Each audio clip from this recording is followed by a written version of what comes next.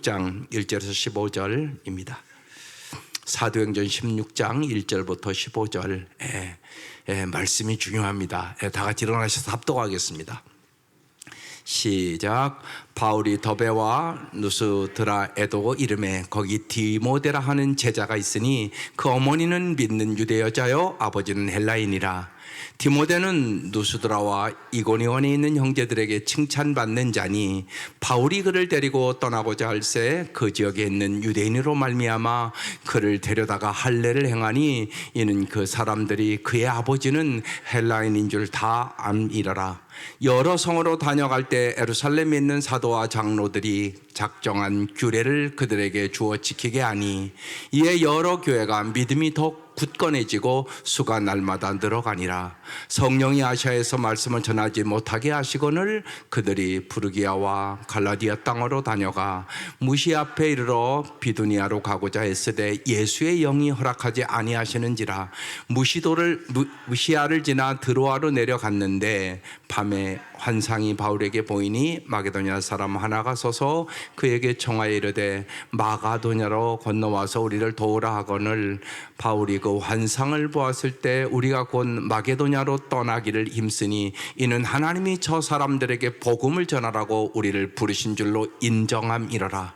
우리가 드로아에서 배로 떠나 사모드라게로 직행하여 이튿날 네아폴리로 가고 거기서 빌립보에 이르니 이는 마게도냐의 지방의 첫 성이요 또 로마의 식민지라. 이 성에서 수일을 유하다가 안식일에 우리가 기도할 곳이 있을까 하여 문 밖 강가에 나가 거기 앉아서 모인 여자들에게 말하는데 두아디라시에 있는 자색 옷감 장사로서 하나님을 섬기는 누디아라 하는 한 여자가 말을 듣고 있을 때 주께서 그 마음을 열어 바울의 말을 따르게 하신지라. 그와 그 집이 다 세례를 받고 우리에게 청하여 이르되 만일 나를 주 믿는 자로 알거든 내 집에 들어와 유하라 하고 강권하여 머물게 하니라. 아멘. 오늘 말씀의 제목이 아시아를 넘어 유럽으로 예요. 오늘 와서 기도하면서 생각나는 귀절이 있었어요. 이스라엘의 가장 훌륭한 수상이라고 하는 분이 이런 얘기를 했어요. 내가 유일하게 후회하는 것이 있다면 더 크고 더 담대한 꿈을 꾸지 않았던 것이다. 정말 여러분의 꿈은 무엇이에요? 어떤 꿈을 갖고 기도합니까? 자녀들 위하여 어떤 꿈을 가지고 기도하십니까? 부모가 만약에 꿈을 갖고 기도하지 않는다, 이건 참 안타까운 일입니다. 정말 잘 생각해 보세요. 당신은 어떤 자녀들을 향한 하나님이 주는 꿈을 갖고 기도하고 있습니까? 이게 없다면 당신이 기도 안 하는 사람입니다. 하나님은 하나님으로부터 우리가 위대한 계획을 갖기를 원하고 하나님과 함께 위대한 일을 시도하기를 원합니다. 오늘 놀라운 제목이에요. 아시아를 넘어 유럽으로. 온 세계의 복음화가 이제 시작되는 역사를 얘기하고 있는 것입니다. 하나님은 우리에게 위대한 꿈을 주시는 분이세요. 이게 성령이 하시는 일입니다. 오늘 이 밤 정말로 여러분 깊이 생각하고 나는 정말 내 자녀를 위하여 성령님이 주신 어떤 꿈을 가지고 정말 내 자녀를 위하여 나의 삶을 위하여 기도하는가, 여러분 깊이 생각하시기를 바라요. 내가 유일하게 후회하는 것이 있다면 더 크고 더 담대한 꿈을 꾸지 않았던 것이다. 많은 경우 그런 것 같아요. 꿈이 없는 사람은 아무것도 이루지 못합니다. 그냥 살아가는 거예요. 아무런 꿈도 없이 그냥 세월을 좀 먹는 거예요, 한마디로. 이 생각을 여러분 깊이 진짜 하시고 오늘 이 밤 하나님 주시는 꿈과 소망을 가지고 여러분 뜨거운 열정을 가지고 기도하는 성도들 될 수 있기를 주의 이름으로 축원합니다. 우리는 복음을 전하기 위한 열망과 하나님 나라를 향한 소망으로 어떤 계획을 시도합니다. 그런데 하나님은 우리의 뜻과 때로 다른 더 크고 놀라운 꿈을 하나님이 품기도 하십니다. 일이 제대로 풀리지 않을 때 우리는 우리의 계획을 내려놓고 하나님이 보여주시는 새로운 비전으로 나아가야 하는 것이에요. 오늘 그런 본문이란 말입니다. 오늘 본문은 그렇게 복음이 아시아를 넘어서 유럽으로 퍼져가는, 정말 온 세계를 구원하기 원하시는 하나님의 놀라운 역사를 증거해주는 본문입니다. 첫 번째, 바울은 디모데를 일행에 영입하고 서아시아의 여러 교회를 이제 돌아봅니다. 1절 이렇게 시작합니다. 바울이 더베와 누스드라에도 이름에 거기 디모데라 하는 제자가 있으니, 디모데라 하는 제자가 있다고 써 있습니다. 그 어머니는 믿는 유대 여자요, 아버지는 헬라인이라 그렇게 기록되어 있습니다. 바울은 1차 전도 여행 때 갔던 더베와 누스드라에 다시 왔습니다. 이전엔 누스드라에서 죽음의 돌팔매질을 당해서 정말 다 죽었다고 시체를 라고 던질 정도로 그렇게 고통을 당했음에도 불구하고 바울은 현실적인 위협보다 더 강한 소명의식을 가지고 또 다시 이 자리에 온 것입니다. 여러분, 우리 역시 마찬가지입니다. 현실적인 위협 속에서도 주님의 부르심에 대한 투철한 소명의식을 가진 사람은 한 세대를 여러분 새롭게 할 수 있는 능력이 있게 되는 것이에요. 환경의 문제가 아니란 말입니다. 여기 디모데라고 하는 제자가 있었습니다. 청년이었는데 그의 어머니는 믿는 유대 여자라고 써 있습니다. 이 말은 유대교에서 개종하여 예수님을 믿는 그도인이 되었다는 의미입니다. 디모데후서 1장 5절에 그 가정에 대한 얘기가 나옵니다. 나는 그대 속에 있는 거짓 없는 믿음을 기억합니다. 그 믿음은 먼저 그대의 외할머니 로이스와 어머니 유니게 속에 깃들여 있었는데 그것이 그대 속에서도 깃들여 있음을 나는 확신합니다. 그러니까 디모데가 지금 18살밖에 안 됐습니다. 그런데 지금 아까 뭐라고 써 있습니까? 그도의 제자가 됐다고 써 있습니다. 그럼 디모데를 그도의 제자가 되게 한 것은 누가 한 것입니까? 그 어머니의 신앙이란 말입니다. 나는 오늘 이 밤 여러분에게 묻고 싶습니다.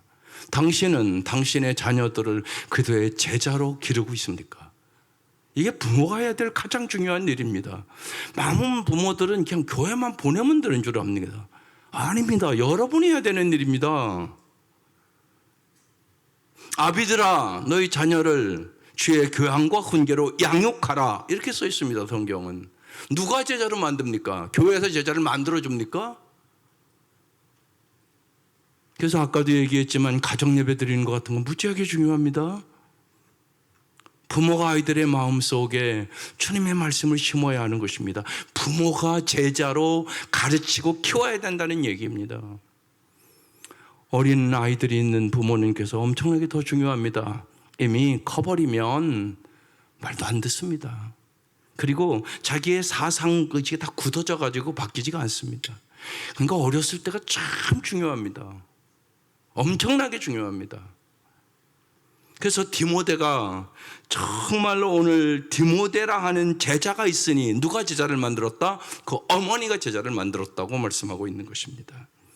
사랑하는 어머니들이여, 정말로 내 자녀를 그도의 제자로 만드는데 기도하시고 온 마음을 쏟을 수 있기를 주의 이름으로 축원합니다. 간단한 것부터 시작을 하세요. 날마다 기도하는 시간, 그리고 정말로 밥 먹을 때마다 성경 한 구절씩 암송하고, 날마다 우리 가족은 다 성경 한 구절씩 읽고 먹는다, 뭐 이런 걸 또 해야 하지 않겠습니까? 작은 일부터 시작을 하세요. 그게 참 중요합니다. 여러분의 자녀들과 함께. 누가 제자로 만드냐? 부모가 제자로 만들어야 된다는 사실을 여러분 깊이 기억하시기를 바랍니다. 2절, 디모데는 누스드라와 이고니온에 있는 형제들에게 뭐 하는 자라고요? 칭찬받는 자라고 써 있습니다. 디모데는 고향 누스드라뿐만이 아니라 누스드라에서 45km나 떨어진 이고니안 사람들에게도 칭찬을 받는 사람이었다고 얘기하고 있는 것입니다. 우리는 종종 사람은 알아주지 않아도 주님만 알아주면 된다는 말을 듣습니다. 그러나 사람을 상대로 하는 사역자들은 사람들에게도 칭찬 듣는 사람이어야 사역을 잘 해나갈 수 있습니다. 디모데는 사람들에게도 칭찬 듣는 사람이었다고 얘기하고 있는 것입니다. 그러니까 여러분은 기도하셔야 됩니다. 내 자녀들이 하나님 앞에나 사람 앞에나 사랑받고 칭찬받는 사람들이 되게 하여 주옵소서. 그렇게 길러야 되는 것입니다. 3절, 바울이 그를 데리고 떠나고자 할새 그 지역에 있는 유대인으로 말미암아 그를 데려다가 할례를 행하니 이는 그 사람들이 그의 아버지는 헬라인인 줄 다 알미러라. 바울은 누스드라를 떠나면서 디모데를 자신의 조력자로 대동했습니다. 이 디모데는 1절에는 예수님의 제자라고 써있고 2절에는 형제들에게 칭찬받는 자로 소개합니다. 하나님은 에레미야에게 이런 말씀을 하셨습니다. 에레미야서 1장 5절에 내가 너를 모태에서 짓기도 전에 너를 선택하고 내가 태어나기도 전에 너를 거룩하게 구별해서 문민족에게 보낼 예언자로 세웠다. 에레미야에게 이렇게 말씀합니다. 하나님이 일찍이 모든 것을 다 계획하셨다고 얘기하고 있는 것입니다. 마찬가지로 하나님은 작은 성읍 누스드라의 18살의 디모데에게 정말 미약하고 보잘것없는 존재였지만 하나님의 도구로 일찍이 디모데를 선택했다는 얘기입니다. 디모데는 바울의 인도로 누스드라에서 나옵니다. 바울은 당시 권력가나 재력가가 아니었습니다. 가난한 복음 전도자였습니다. 디모데가 바울을 따라 나선다는 것은 출세를 못하는 것은 말할 것도 없고 하루 세끼 정말로 밥도 제대로 먹을 수 있는 그런 시대가 아니었습니다. 그러나 디모데는 외할머니 로이스와 어머니 유니게는 거짓없는 믿음의 소유자들이었기 때문에 디모데가 바울을 따라 누스드라로 떠나는 것을 허락했고 디모데는 영원을 향한 부르심에 응답한 것입니다. 여러분 오늘 이 밤 잊지 마셔야 됩니다. 하나님이 여러분을 부르심은 영원을 향한 부르심입니다. 여러분은 정말로 영원한 것을 사모하고 살아가십니까? 그렇지 않으면 예수 믿는다고 그러면서 언제나 땅의 것에 매여 삽니까? 고린도서 4장 8절에 유명한 말씀이 있습니다. 같이 읽어보겠습니다. 우리는 보이는 것을 바라보는 것이 아니라 보이지 않는 것을 바라봅니다. 보이는 것은 잠깐이지만 보이지 않는 것은 영원하기 때문입니다. 이 말씀이 당신의 말씀입니까? 이 말씀이 무슨 말인가 진짜 이해는 하십니까? 여러분은 보이는 것을 바라보고 삽니까? 보이지 않는 것을 바라보고 삽니까? 썩어져 없어질 것에 목숨 겁니까? 보이지 않는 영원한 것에 목숨을 겁니까? 여러분 이것이 영혼의 눈을 열린다는 얘기입니다. 반드시 열려야 되는 것입니다. 예수 믿으면. 영혼은 우리의 가치관을 새롭게 하고 가족관계를 포함한 인간관계를 새롭게 해주고 우리의 삶과 우리가 처해 있는 공간의 의미를 새롭게 해줍니다. 쉬운 얘기로 여러분 천국을 믿는 사람과 천국을 안 믿는 사람이 어떻게 똑같게 삽니까? 눈이 열려서 정말 하늘 천국을 바라보고 온 사도 바울이 어떻게 우리와 똑같이 살겠습니까? 다르게 살지 않습니까? 우리가 성경을 읽어보면 이건 엄청나게 중요한 얘기입니다. 영혼은 세상의 금은보화가 아니라 진리와 사랑과 희생과 헌신과 봉사처럼 자신을 초월한 삶에만 깃들여지는 것입니다. 그래서 여러분 헌신이 특권이라고 지난주에 생명의사 공부했습니다. 여러분 정말 헌신이 특권임을 믿습니까? 은혜 받지 않는 사람은 헌신 못합니다. 헌신은 그만두고 11지도 못합니다. 그게 현실입니다. 은혜 받은 사람만 할 수 있는 것입니다. 은혜 받은 사람만 주님이 나를 위하여 십자가에 몸버려 피 흘려 돌아가시고 정말로 나를 위하여 죽으셨다는데 내가 그 은혜에 무엇으로 보답할까 이러면서 헌신이 시작되는 것입니다. 많은 분들이 그럽니다. 그 은혜를 깨닫고 1시간 이상 통곡하며 울었다고. 십자가의 은혜를 깨닫고 그러면서 내 삶이 바뀌었다고.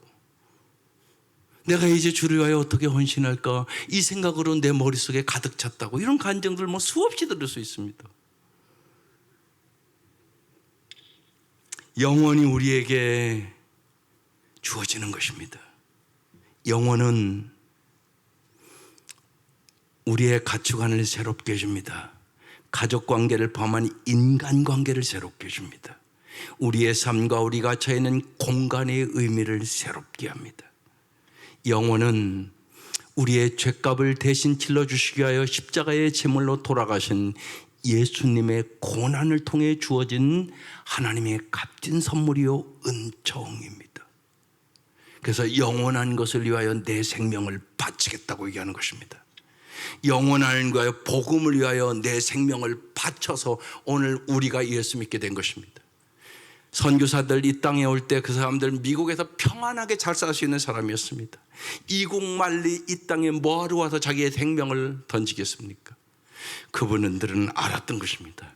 영원을 위하여 살기로 결정한 것입니다. 이게 중요합니다. 당신은 영원한 것을 위하여 삽니까? 오늘 죽으면 다 썩어져 별 볼 일 없는 것을 위하여 사십니까? 이 질문을 오늘 우리는 깊이 해보셔야 하는 것입니다. 바울이 이제 디모데에게 할례를 행합니다. 그런데 사실은 이 할례를 왜 했을까요? 이건 신기한 질문입니다. 유대인들이 복음의 마음을 열기 위해서 한 것입니다. 바울은 할례를 복음의 본질로 호도하는 일에 아주 격렬하게 반대했던 사람입니다. 그런데 복음을 전하는 일에 있어서는 할례라는 비본질적인 문제에 대해서는 얼마든지 양보할 준비가 되어 있다는 것입니다. 그러니까 융통성이 생겼다는 얘기입니다. 바울은 앞으로 전도자로 살아가야 할 디모데가 예수를 믿지 않는 유대인에게 거리낌 없이 접근할 수 있기 위해서는 할례를 받는 것이 더 좋다고 생각을 해서 디모데야 할례 받아. 그러면 네가 유대인을 전도하는데 훨씬 더 좋다. 그래서 할례가 구원의 수단은 아니지만 유대인들을 전도하기 위하여 이렇게 융통성을 발휘해서 할례를 행하게 했던 것입니다. 두 번째, 소아시아에서의 복음 전도는 교회가 더 굳건해지고 구원의 수가 늘어났습니다. 그게 4절 5절입니다.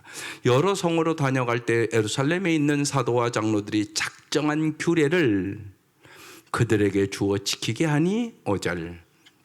이에 여러 교회가 믿음이 더 굳건해지고 수가 날마다 늘어가니라. 여러분, 믿음이 더 굳건해지시기를 바라요. 여러분, 믿음으로 세상을 이기는 거예요. 여러분, 그래서 여러분 믿음이 굳건해지려면 믿음은 들음에서 나며 들음은 그도의 말씀으로 말미암아요. 반드시 날마다 여러분 말씀을 읽고 들으셔야 돼요. 그리고 정말 주님 앞에 언제나 시간을 들여 기도하는 부모들 되세요. 그래야 여러분과 여러분의 자녀들이 믿음이 더 굳건해지고 여러분을 통하여 영혼을 구원하는 놀라운 역사를 경험하게 되는 것입니다. 세 번째, 바울은 이제 하나님은 바울을 아시아에서 유럽으로 인도하는 장면이 이제 나옵니다. 바울의 계획과 성령의 뜻이 충돌합니다. 6절, 성령이 아시아에서 말씀을 전하지 못하게 합니다. 이런 일도 있습니다.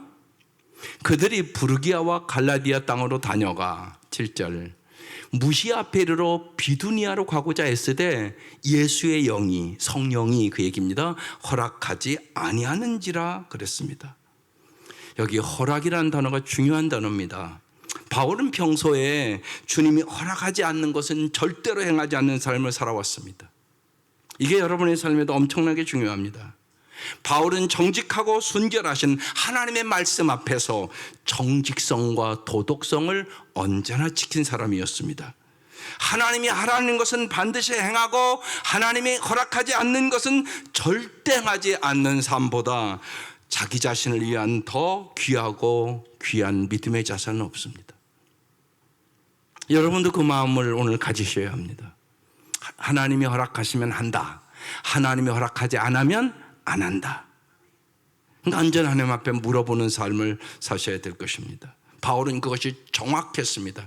여러분, 이것이 자기 자신을 위하여 정말로 믿음을 지키는 삶이기 때문에 그렇습니다.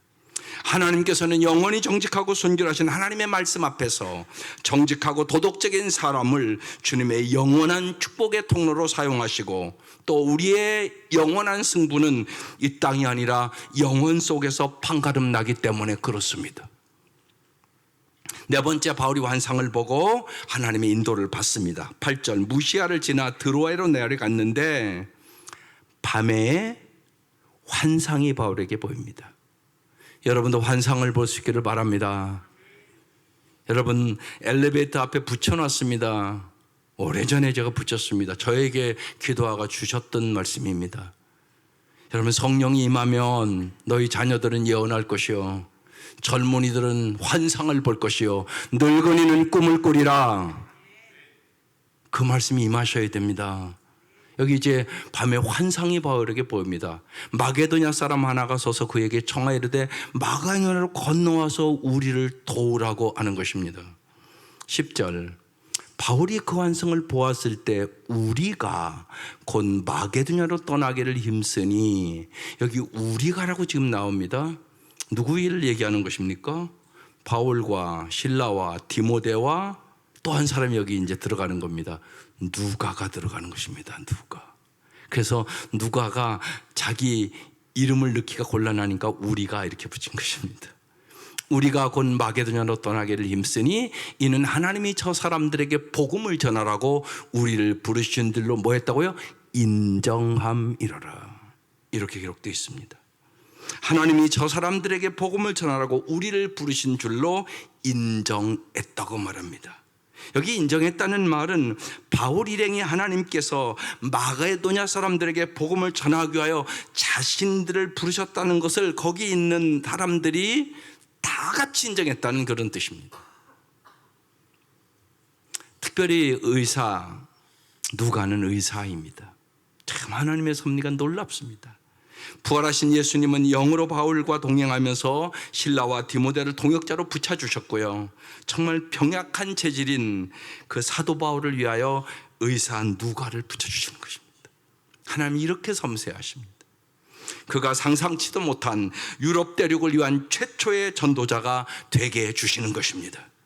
더욱이 누가로 하여금 바울의 일거수일투족을 낱낱이 다 기록하게 하심으로, 사도행전은 누가 기록합니까? 누가가 기록한 책입니다. 사도 바울의 삽 자체가 하나님의 말씀인 사도행전이 되도록 하시는 것입니다. 우리의 인생에 때로는 우리의 인생길이 가로막히고 우리의 계획이 무산될 때 여러분 절대로 절망하거나 좌절하지 마셔야 합니다.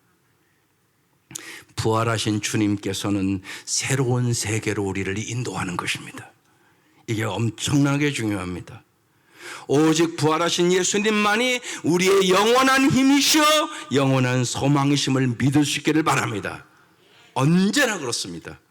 하나님은 새로운 길을 여는 것입니다. 그러니까 여러분의 마음과 뜻대로 되지 않는다고 낙심하고 절망하는 삶을 살지 말기를 바랍니다. 하나님은 오늘도 살아계셔서 역사하십니다. 영원한 우리의 힘이 되어 주십니다. 영원한 우리의 소망이 되어 주시는 것입니다. 다섯 번째, 바울은 유럽의 첫 관문 빌립보에서 기도할 처소를 찾다가 루디아를 만납니다. 11절, 우리가 드로아에서 배를 떠나 사모들에게로 직행하여 이튿날 네아폴리로 가고, 12절, 거기서 빌립보에 이르니 이는 마게도냐 지방의 첫 성이요 또 로마의 식민지라 이 성에서 수일을 유하다가, 바울이 주의 환상에 순종하여 떠난 마게도냐 지방의 첫 성, 지리적, 상업적, 역사적으로 중요한 도시 빌립보에 이르게 됩니다. 여러분, 믿음이 뭡니까? 믿음은, 띄워져 보실래요? 네, 같이 읽어볼게요. 시작. 믿음은 하나님의 말씀을 이성으로 인정하고 하나님의 말씀을 삶으로 실행하는 것입니다. 여러분 잘 생각해 보세요. 이 믿음에 대한 정의를 새롭게 깊이 있게 제가 내려드리는 겁니다. 사람은 이성으로 인정한다고 다 실행하는 것은 아니올시다. 이제 내일도 이제 결혼 주례를 제가 할 텐데, 여러분 결혼한 사람 치고 결혼식 때 주례 앞에서 배우자에 대한 사랑을 사약했음을 인정하지 않는 사람은 내 평생 한 사람도 보지 못했습니다. 다 가난하거나 부하거나 병들거나 사랑하겠습니다. 예! 다 서약 그렇게 합니다. 그렇다고 모든 사람이 자신이 서약한 대로 배우자를 사랑하는 것은 아니더란 말입니다.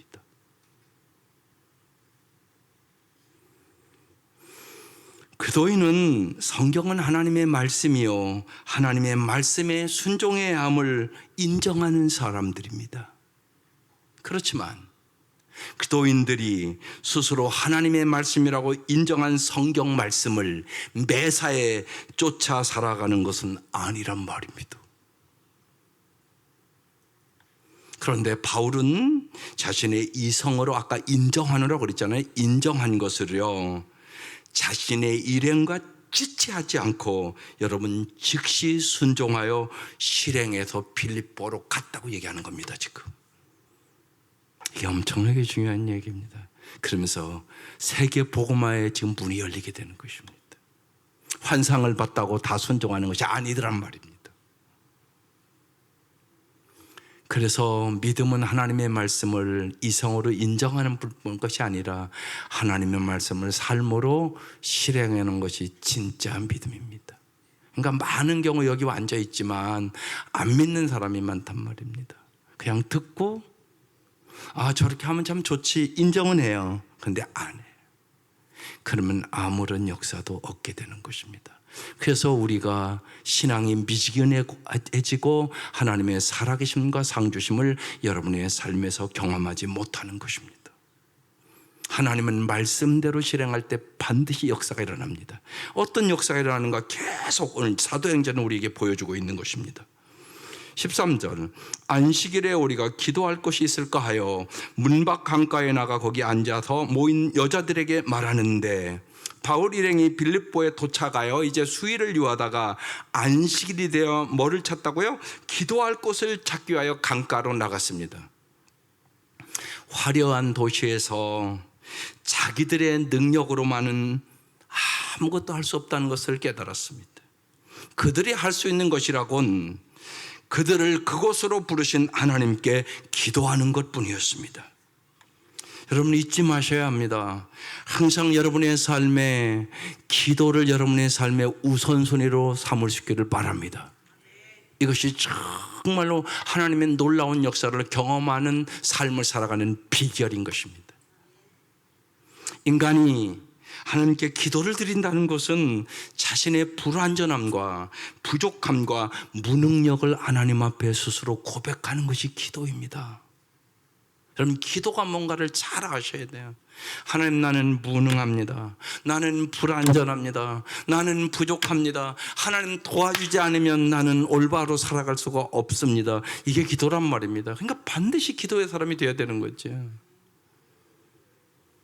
바울이 기도하기 위하여 찾아간 바로 그곳에 그 유명한 빌립보 교회가 시작되는 것입니다. 기도는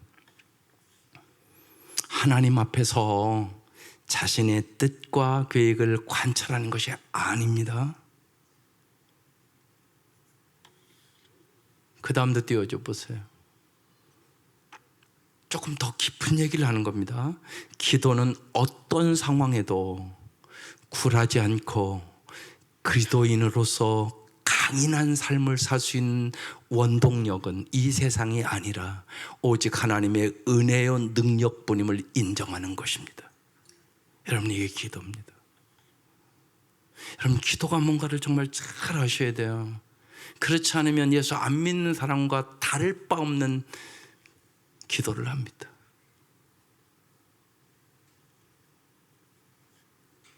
잘 마음에 새기라고 제가 지금 시간을 주는 겁니다.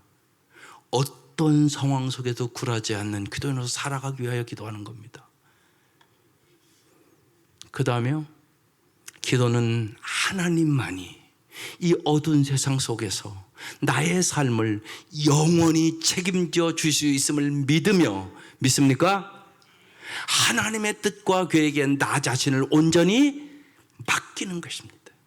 이게 기도예요. 이게 기도라고요.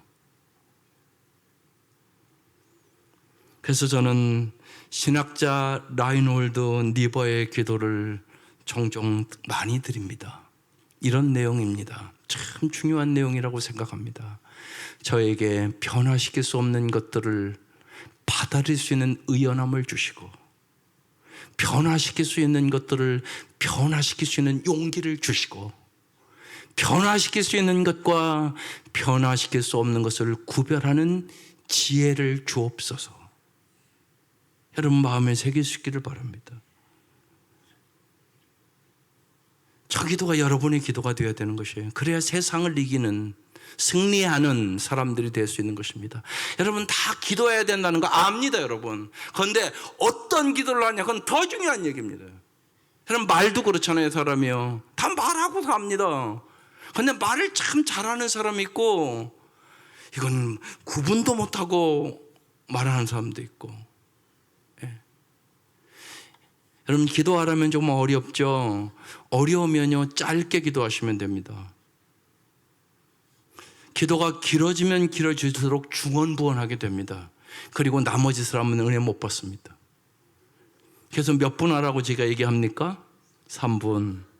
집에서 꼭 대표 기도하는 분들은 자기가 이렇게 잘 써가지고 그 쓴 것만 하세요. 써갖고 와서 또 그대로 안 하는 분들도 있더라고. 그래서 길게 해. 그럼 하나도 은혜 안 됩니다, 그럼.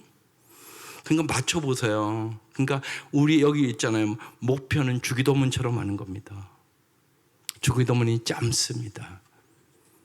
정말 하나님이 몰라서 여러 가지 주저리 하는 얘기 아니잖아요. 하나님 우리의 마음을 보세요. 때로는 정말 그냥 주님 우리 교회 진짜 좀 부흥 좀 시켜주세요 한마디 하고 울으면 됩니다. 그 기도 받지 않겠습니까? 여러분 그 생각을 하셔야 되는 거예요. 하나님은 우리의 마음을 원하시는 것입니다. 그래서 이 기도 짧은 기도인데 참 힘들고 어려울 때마다 드리는 기도입니다. 언제나 위로를 주셨습니다.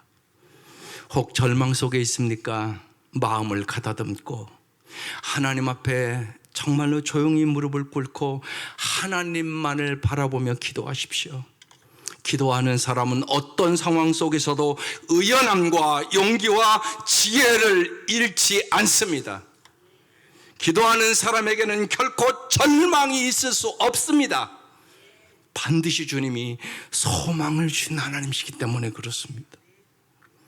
바울은 강가에서 여자들에게 장시간에 걸쳐서 예수님의 탄생과 생애와 순환과 부활 그리고 승천에 대한 강가에 모인 여인들에게 상세하게 설명을 해줬습니다. 어떤 역사가 일어났을까요?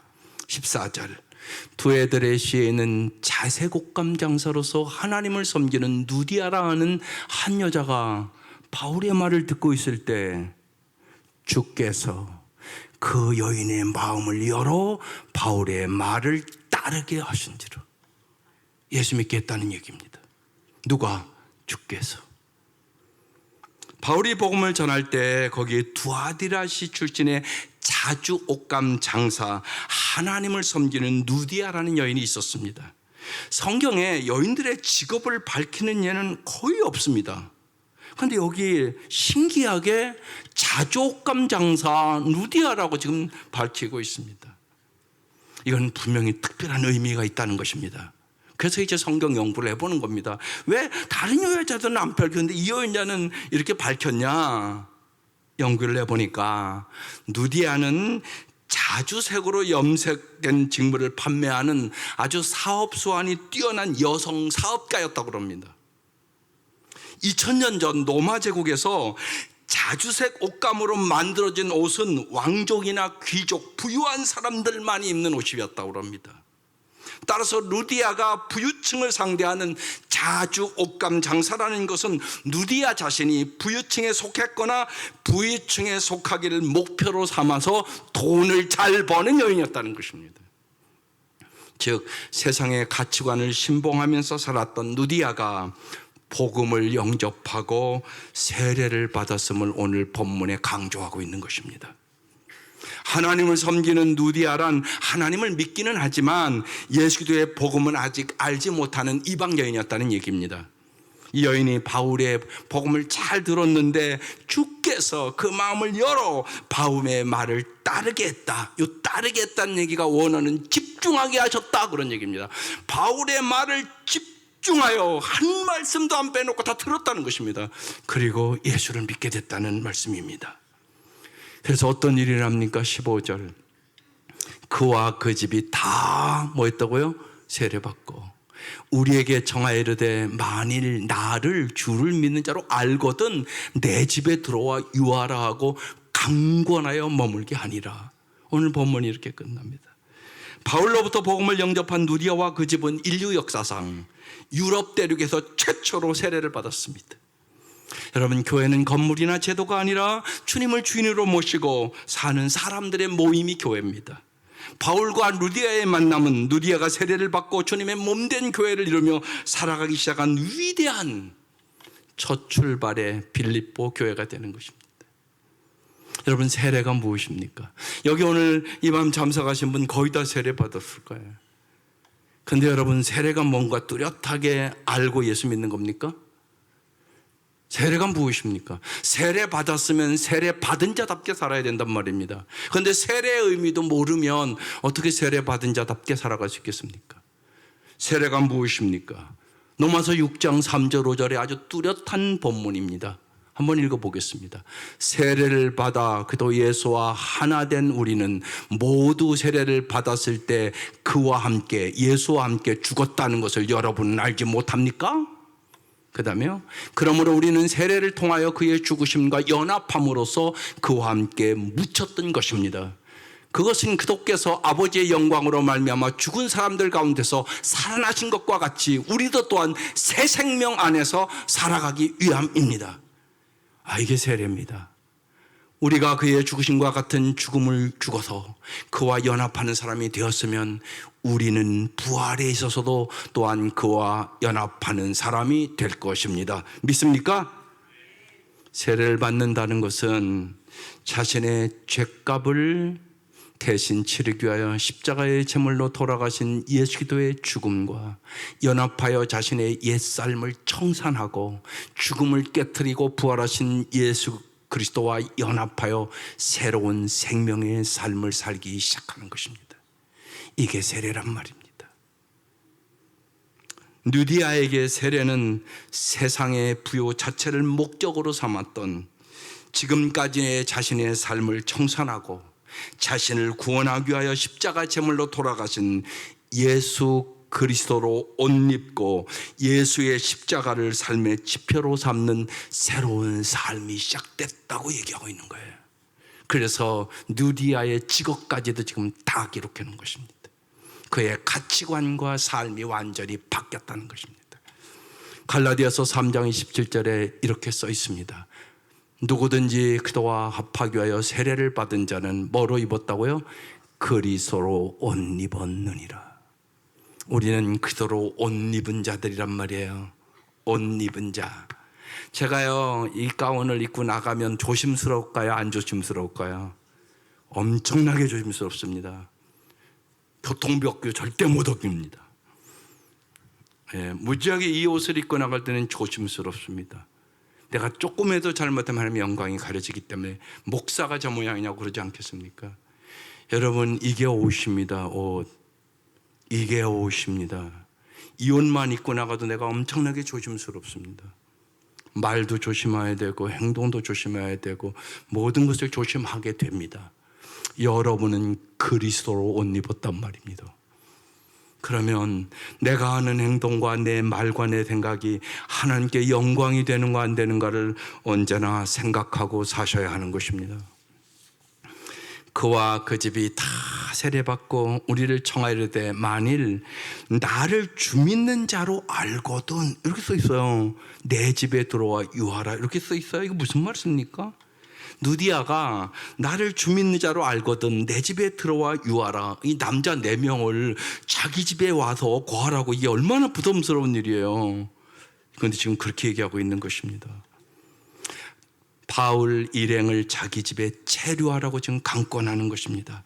나를 주 믿는 자로 알거든 내가 그리스도인이 되었음을 인정한다면 나로 하여금 하나님과 사람에게 사랑의 빚을 갚게 해 주십시오. 그런 뜻입니다. 내가 당신들을 온정성을 다하여 섬겨보겠습니다. 그 얘기입니다. 은혜 받은 사람은 그래서 반드시 사랑이 있게 되고 섬김이 있게 되는 것입니다.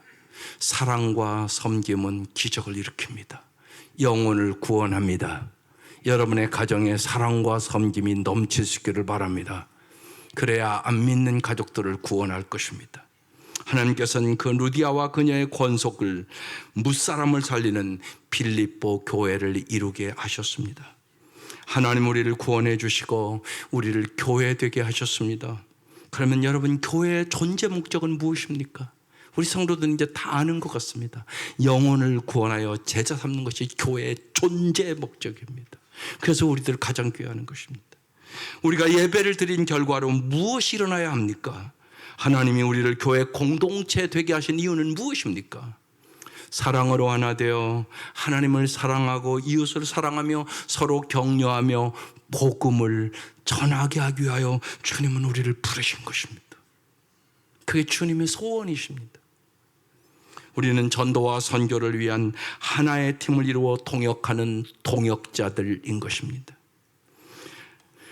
우리는 그래서 날마다 하나님 아버지, 우리로 하여금 다시 한번 교회의 중요한 초점을, 교회의 목표를 뚜렷이 알게 하시고 이 목표를 위하여 헌신하고 함께 투자하여 함께 사랑으로 하나가 될 수 있게 하소서. 그래야 날마다 영혼을 구원해 달라고 기도해야 되는 것입니다. 하나님의 이 은혜가 여러분을 통하여 강물처럼 흘러 넘칠 수 있기를 주의 이름으로 축원합니다. 마음과 함께 기도 함께 읽어보겠습니다. 시작. 선택의 갈림길에서 나의 계획이 아닌 하나님의 뜻에 순종하게 하소서. 교회가 난관에 봉착할 때 주 안에서 믿음으로 새로운 길을 찾게 하소서. 사랑으로 하나 되어 하나님을 사랑하고 이웃을 사랑하며 서로 격려하며 복음을 전하게 하소서. 아멘. 이 시간 다 같이 우리 1분 동안만 기도하십시다. 여러분의 가정을 위해서 기도하십시오. 특별히 믿지 않는 가족들 위하여. 하나님, 정말로 예수 영접 모임에 내가 강하고 담대함으로 초청할 수 있는 은혜를 달라고, 정말로 예수를 안 믿는 장애들을 하나님 제거해 달라고, 그래서 내가 구하고 찾고 두드리며 천하보다 귀한 먼저 내 가족들을 구하게 하시고 내 이웃과 사랑하는 사람들을 구원할 수 있게 해달라고, 그리고 특별히 내가 부모로서 언제나 하나님이 주시는 꿈을 가지고 우리 자녀들을 위하여 기도하게 해달라고, 하나님 나에게 환상을 주시고 꿈을 달라고 다 같이 통성으로 기도하겠습니다. 하나님 아버지 감사합니다. 주님께서 이 밤 역사하시고 도와주셔서 사랑하는 성도들을 은혜의 자리로 불러주셨사오니, 하나님 우리 온 성도들이 정말로 사랑하는 자녀들이 예수의 제자 되기를 사모하게 해주시고 하나님 주시는 꿈을 가지고 기도하는 부모들이 되게 하여 주시옵소서. 정말로 하나님 우리에게 환상을 주시고 우리에게 꿈을 주셔서 정말 우리의 남은